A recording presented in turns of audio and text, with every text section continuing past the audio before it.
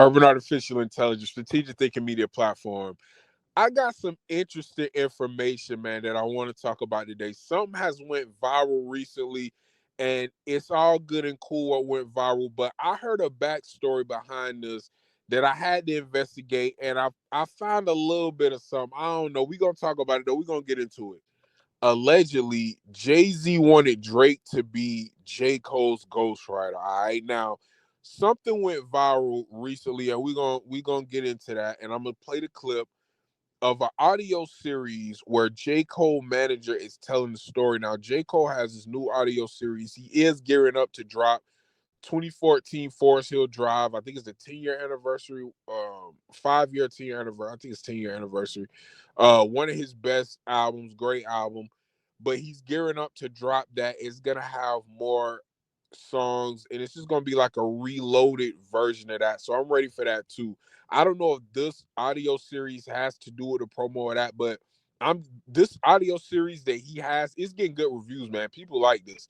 Now, there was an interview story that his manager told about Jay-Z asking Drake.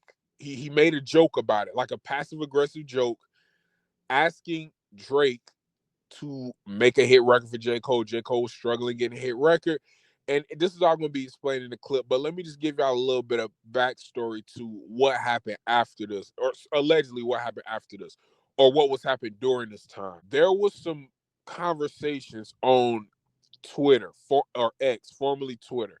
This goes deeper, y'all. Jay-Z didn't just want Drake to give J. Cole a hit, but it goes a little bit deeper than that. Allegedly, Jay-Z wanted Drake to be a ghostwriter for J. Cole, not just give him one record. Now, the story is about the one record, but allegedly, Jay-Z wanted Drake to be a ghostwriter for J. Cole, like a continuing ghostwriter, helping him on multiple albums, multiple projects, multiple songs. So let's get into the clip first, and we're going to see what got this conversation started and why this went viral.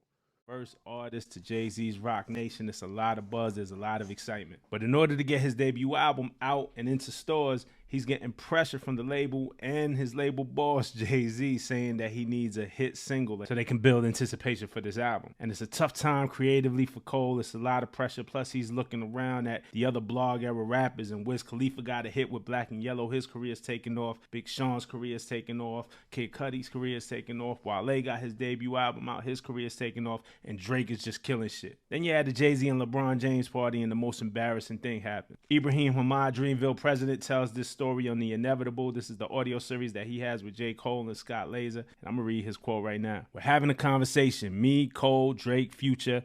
I don't know who else was there. A couple more people. So then Jay-Z walks in and he sees all of us together and he goes, yo. And he looks at Drake and he says, yo, give the boy one. And points at Cole.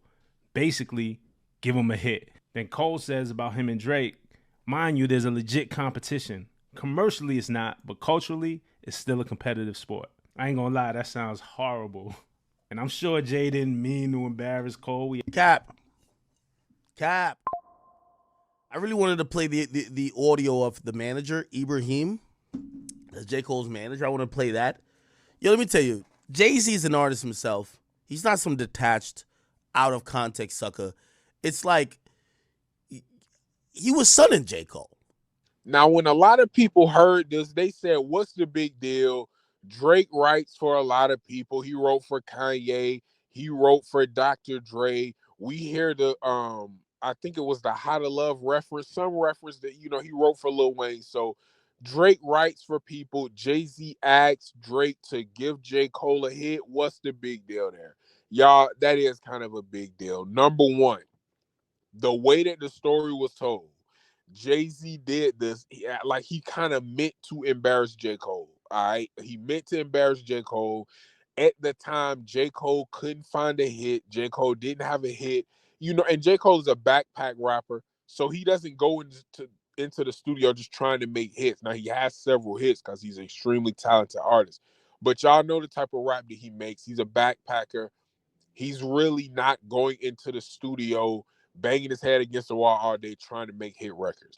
And we know early in J. Cole's career, him and Drake were friendly rivals. They was cool, but we all knew it was competitive. They were very competitive with each other. They always spoke about each other highly in interviews, but we knew when they got in the booth, they were adversaries to an extent. It was very competitive against them too. They both were, as far as skill wise. Now Drake was more popular than J. Cole, but as far as skill wise, they were kind of neck and neck. All right. J. Cole was right there with Drake.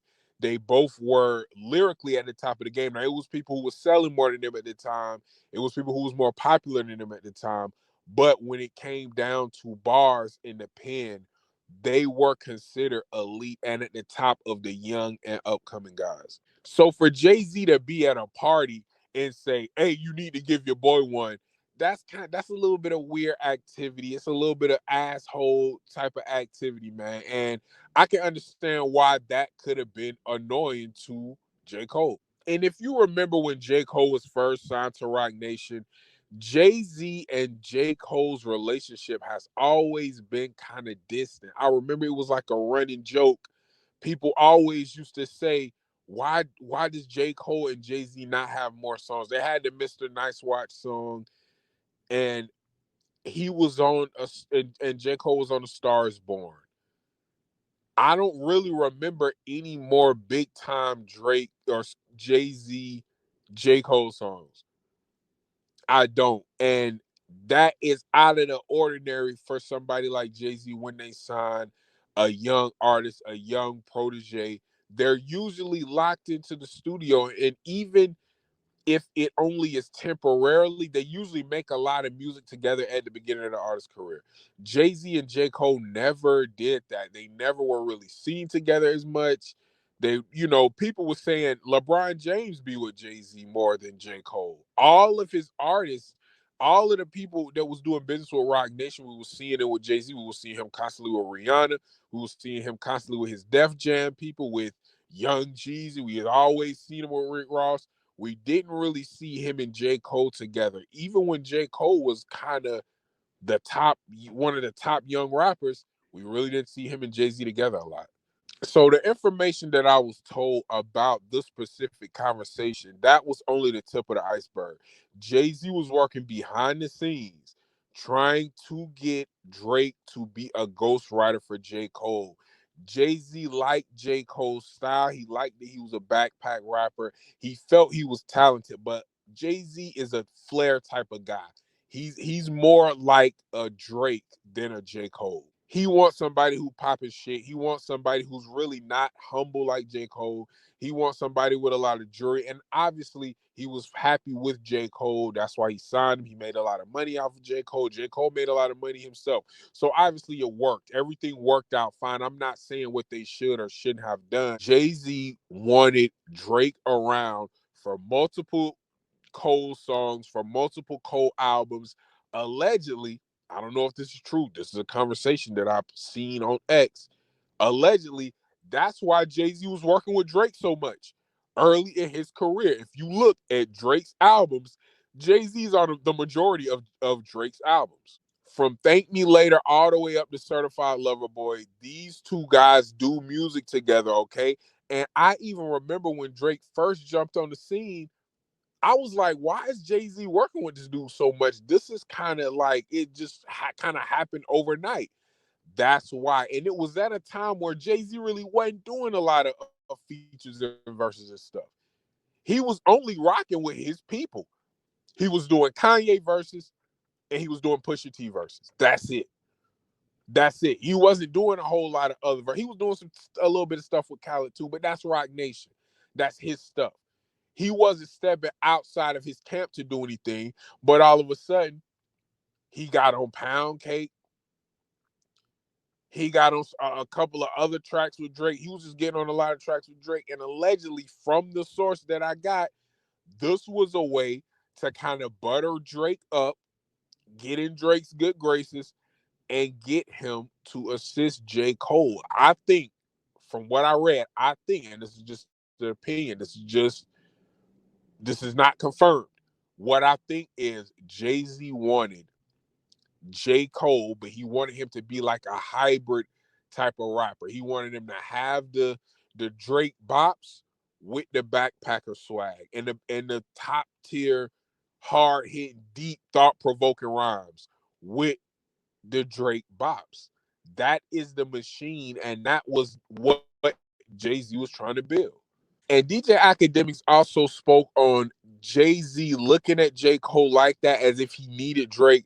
That may have stunted his growth a little bit and made him, feel like he was a little bit inferior to Drake as far as a rapper go. I'm not talking about as a man. I'm not talking about his self-esteem. I'm just talking about his level as a rapper. Maybe that kind of hurt his confidence because he basically felt like Jay-Z always thought Drake was better. Jay-Z always thought Drake had what J. Cole didn't have. Now, I don't think that. I think they're both very different artists and they make great music together. Like when they come together and make music, the songs are pretty much always good.